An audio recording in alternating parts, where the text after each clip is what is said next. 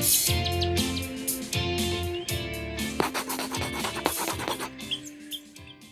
right, another day, another edition of Meet the Bird Gang. Brandon Ross, and I am joined by another 2020 Firebird, a rising senior at West Point, Anthony Giachin. Anthony, thank you so much for coming on. Thanks for having me, Brandon. It's good to be here. So first of all, how you been doing? Everything okay by you in Northern Jersey? Yeah, I've been doing well. Everyone's healthy, family's doing well, and not too much effects of the virus out here. So I've been staying safe, hunkered down for the most part, but things are starting to open back up, so we're excited for that.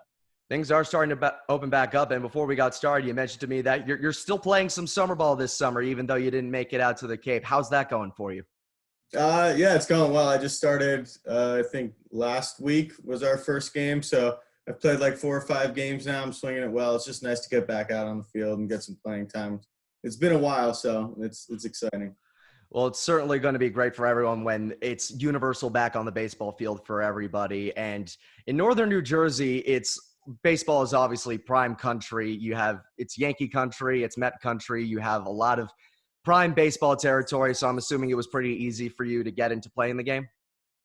Yeah, for sure. I mean, when I was just a kid, my dad's been a diehard Yankees fan forever. So he kind of had me pick up a bat and a ball right when I was physically able to. So then I've just been playing ever since and fell in love with the game, fell in love with the Yankees, and then just kept playing all the way through until now, I guess. Was there anyone particular on the pinstripes you tried to model your game after? Oh, yeah. It's Derek Jeter, without a doubt. I mean, that's my guy growing up, and I just tried to emulate everything he did on and off the field. And I remember in Little League, I used to have like WWDJD under my hat, like Derek Jeter Jew. Just because that guy, I thought he played the game with the most class. He played it well. He's as clutch as they come, and it was just a joy watching him play every day. As a fellow Yankee fan, I couldn't agree more. And so you grow up playing baseball, you go to Newark Academy, and you wind up committing to West Point. What led to that decision? It kind of came out of nowhere, honestly. It wasn't really on my radar for the most part when I was going through the whole recruiting process and whatnot. And then Coach Foster, who's our current coach, recently got that job from BC after my junior year of high school. So that summer he came to watch a bunch of my games, and he asked me to come visit, and I kind of really didn't understand what the military academy was, just knowing that it was affiliated with the Army. But then once I actually went out for a visit, I just fell in love with it immediately, just like how different it was from all the other schools, the experiences and the opportunities I'd be able to receive from this school. It became a very easy decision, and I actually committed on that day of the visit. So I just fell in love with it. It's been a perfect fit, and I'm very happy with my decision at this point. And you mentioned it, West Point's not like pretty much any other school out there. It's a military training academy along with being a prime academic institution. So you had to go through our day, cadet basic training, the whole 9 yards. What was that adjustment like for you? It was definitely different. Coming from a high school that was very kind of prided itself on open-mindedness and inquisitiveness and things like that, to a school that's extremely regimented, and especially that basic training where you just kind of have to stand there, follow orders. You're not even really allowed to talk outside. It was a bit of an adjustment and kind of a culture shock, but I think being a very regimented person, it was easy for me to make that adjustment after that first initial shock of about a week.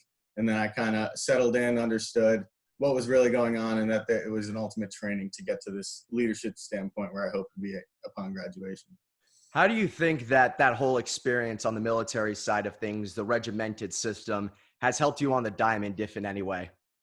I think the biggest thing we always talk about at school is trying to be able to separate that military environment that we go through day to day in the classroom and other experiences, and separating it from when we get to the field and playing ball, because you really don't want to play baseball in a kind of military mindset where you're just very regimented. You want to play free and loose. So we always have this mantra where once we take off our actual military uniform, put on our baseball jersey, where you just drop everything and leave that all behind, and then start playing the game that we all love and what we came here to play. But I think the military aspect definitely did help the teamwork and how our team interacts with each other. It definitely got us a lot closer to kind of go through that mutual pain and struggle that we're all going through, and we all understand each other even better. So then to be able to come back with a group of guys that all have this same passion and love definitely helps us get closer together and work even better as a team on the field.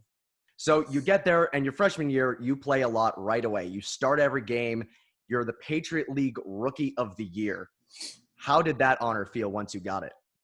Yeah, it was a tremendous honor. I mean, I definitely came into that year not really knowing how much I would play, not knowing if I could even compete at that level, but I just worked every day, tried to get better, stayed extra after practice and whatnot, and it did end up paying off in the end. We had a phenomenal season that year. We won the Patriot League for the first time in however many years, and to get the personal accolades don't really compare as much to those championships that we won and then going down to the regional ones. But it's always nice to get recognized and kind of affirming that I could compete at that level and continue to do so. So it was a nice little thing for me.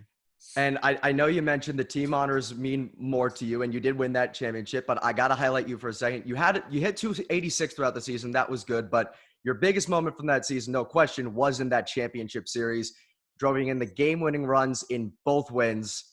Walk me through both of those plate appearances. I think game one, we were facing Noah Song. Yeah, so he was a tremendous pitcher. He had a great year that year.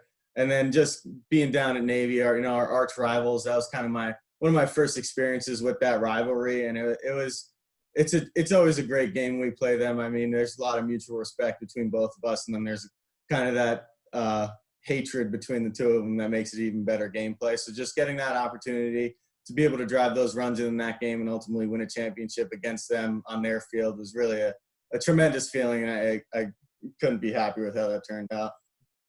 And so that goes well for you. What was the biggest adjustment you felt you had to make to succeed in your freshman year?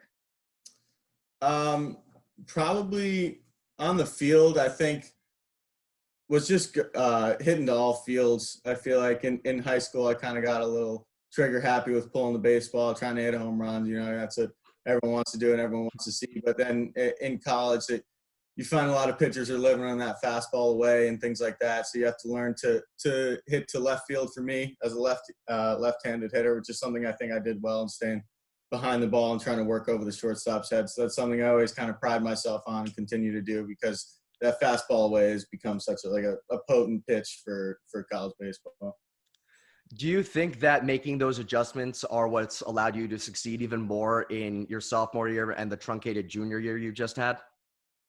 Yeah, I think so. I mean, I'm always looking to make adjustments, and I definitely go through slumps, and I have. I mean, at the beginning of this year, I was hitting pretty poorly. But I think just being open to making adjustments, whether it be my stance, my swing, my approach, or whatnot, I think that's the biggest thing. And I think my approach to the mental game, we've been doing a lot of work with that with our team through these past couple of years, which is something I never really kind of sat down and specifically worked on before coming here. And just that idea of letting things go, taking one pitch at a time, certain breathing techniques and just key words to kind of lock me in to remember to do certain things at the plate. I think that's helped me tremendously. And because baseball is such a mental game, so I think putting an emphasis on that and a focus on that has allowed me to get out of those slumps and continue to have success and open-mindedness as I keep playing. The mental side of the game, it really is something that's sort of taken a big boom over the last 10, 15 years or so. What are some of the techniques that you've employed? The biggest thing probably for me, I was always a guy who got frustrated and kind of took my at-bats into the field and whatnot, or took it into the next at-bat. So just kind of having that page turn and doing certain things in between at-bats, whether it be just like talking to my teammates or just kind of wiping the slate clean every at-bat. And then I have like a kind of certain breathing technique between pitches. So like if I swing at a bad pitch or whatnot, I'll do these like quick 3 breaths with me, take a look in the outfield, scan right to left, and then kind of focuses me back in for that next pitch.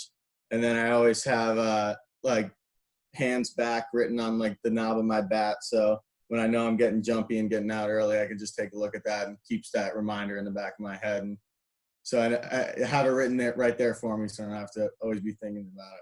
Mental game's always good to have in your back pocket, and that's a big part of the West Point experience is getting you prepared for the military side of it, as well as giving you that education, you having that opportunity to play baseball. And a part of joining the military academy is that 5-year service commitment you incur once you commission.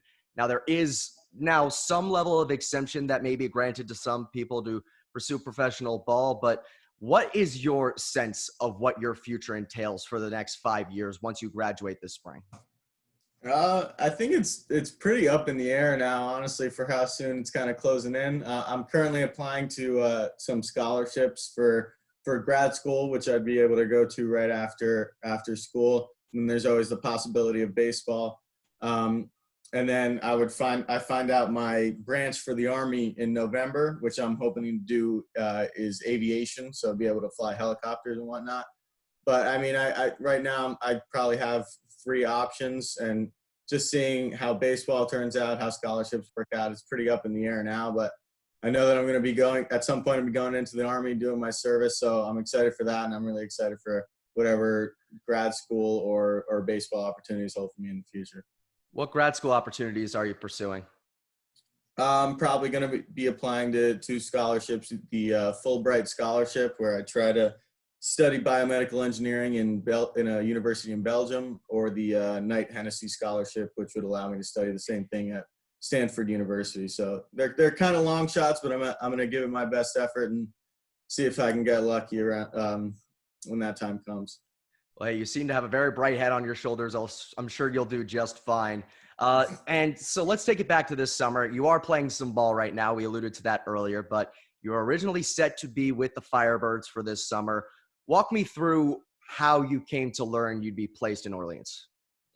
I mean, it's been a dream of mine to play in the Cape for as soon as I started playing college baseball. And then last year, our center fielder played for the Firebirds, Jacob Hurtubise, and he had a summer there, had a great time, and he was talking it all up to me and whenever. So I actually adjusted my military schedule. So last summer, I would do almost all military training the entire summer to free up this summer, so I'd be able to play, and that my coach would be able to contact those in the Cape and then get the opportunity to play with the Firebirds. So it was something I learned pretty early on last year, and I was tremendously excited for. And I had a whole open summer schedule for the first time in a while. So it's extremely disappointing to see the way it turned out to be, but it was tremendously exciting just to have that opportunity to be a Firebird.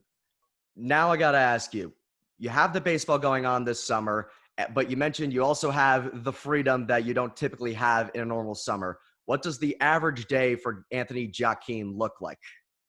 Oh boy. I definitely wake up a lot later now than I would have. I probably roll out of bed whenever. I do a couple hours of this scholarship work, working on personal statements and applications and whatnot.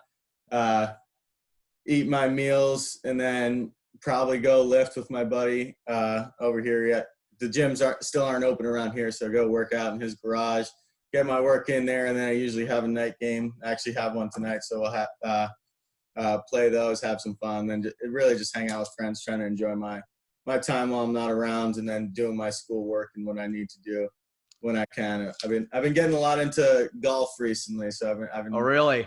Yeah, hitting 18 holes every once in a while, so that's been nice. So having that freedom that I don't typically have at school is kind of a blessing, and it's nice. How's the handicap looking? I've gotten it down a little bit, but not great. Hey, I have work to do too. Hey, keep getting those strokes off your game. Keep enjoying the rest of your summer. Anthony Giachin, thank you so much. Thank you for having me. I appreciate it.